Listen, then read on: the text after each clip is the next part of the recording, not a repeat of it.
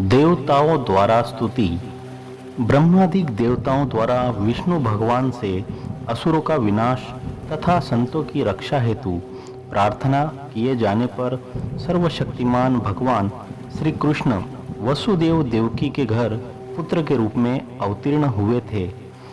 एक दिन सनकादिकों देवताओं और प्रजापतियों के साथ ब्रह्मा जी, भूतगणों के साथ सर्वेश्वर महादेव जी, मरुदगणों के साथ देवराज इंद्र, आदित्य गण, आठों वसु, अश्विनी कुमार, ऋभु, अंगिरा के वंशज ऋषि, 11 रुद्र, विश्वदेव, साध्यगण, गंधर्व, अप्सराएं, नाग, सिद्ध, चारण, गुह्यक, ऋषि, पितर, विद्याधर और किन्नर आदि देवता मनुष्य सा मनोहर वेश धारण करने वाले और अपने श्याम सुंदर विग्रह से सभी लोगों का मन अपनी ओर खींचकर रमा लेने वाले भगवान श्री कृष्ण के दर्शन करने द्वारिकापुरी में आते हैं।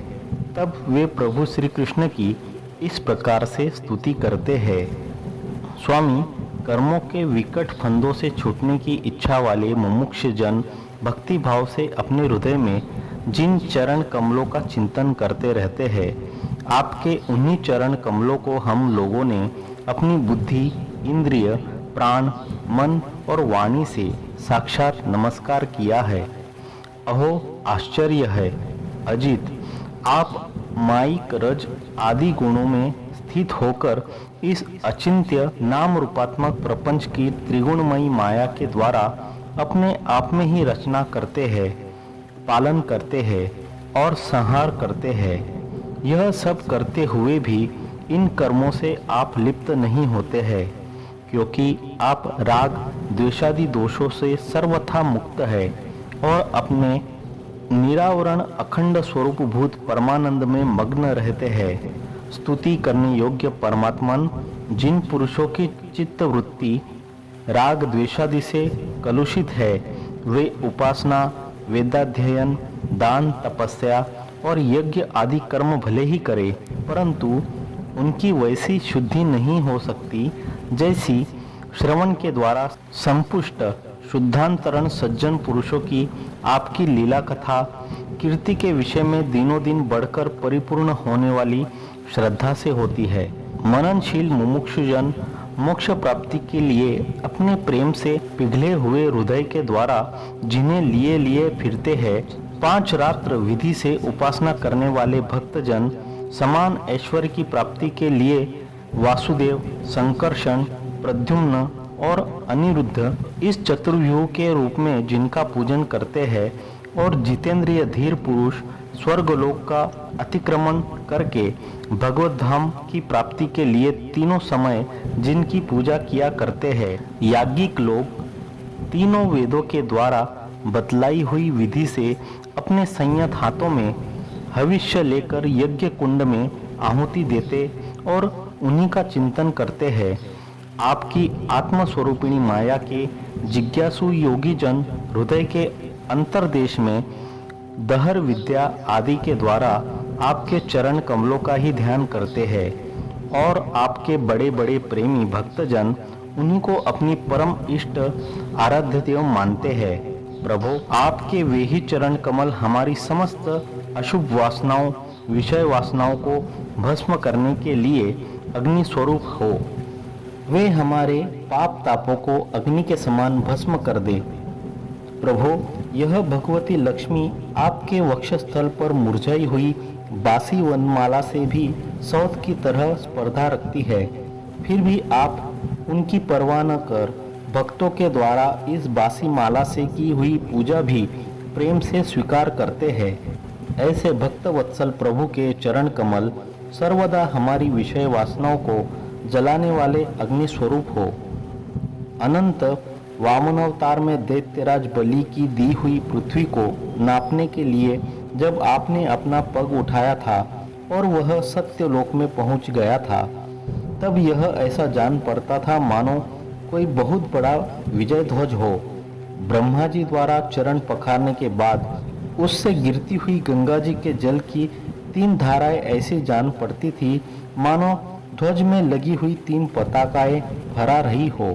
उन्हें देखकर असुरों की सेना भयभीत हो गई थी और देवसेना निर्भय। आपका वह चरण कमल साधु स्वभाव के पुरुषों के लिए आपके धाम वैकुंठ लोक की प्राप्ति का और दुष्टों के लिए अधोगति का कारण है।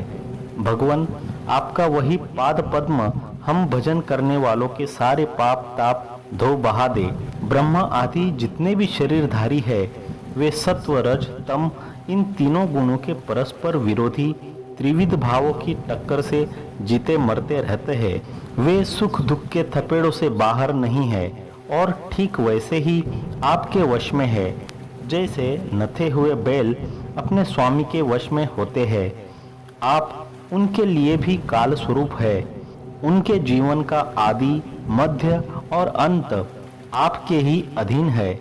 इतना ही नहीं, आप प्रकृति और पुरुष से भी परे स्वयं पुरुषोत्तम है। आपके चरण कमल हम लोगों का कल्याण करे। प्रभु, आप इस जगत की उत्पत्ति स्थिति और प्रलय के परम कारण है, क्योंकि शास्त्रों ने ऐसा कहा है कि आप प्रकृति पुरुष और महत तत्व के भी नियंत्रण करने वाले काल है। शीत ग्रीष्म और वर्षा काल रूप 3 नाभियों वाले संवत्सर के रूप में सबको क्षय की ओर ले जाने वाले काल आप ही है। आपकी गति अबाध और गंभीर है। आप स्वयं पुरुषोत्तम है।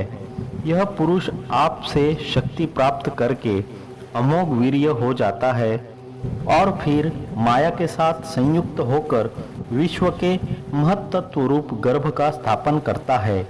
इसके बाद वह महत्तत्व त्रिगुणमयी माया का अनुसरण करके पृथ्वी जल तेज वायु आकाश अहंकार और मन रूप 7 आवरणों परतों वाले इस सुवर्ण वर्ण ब्रह्मांड की रचना करता है।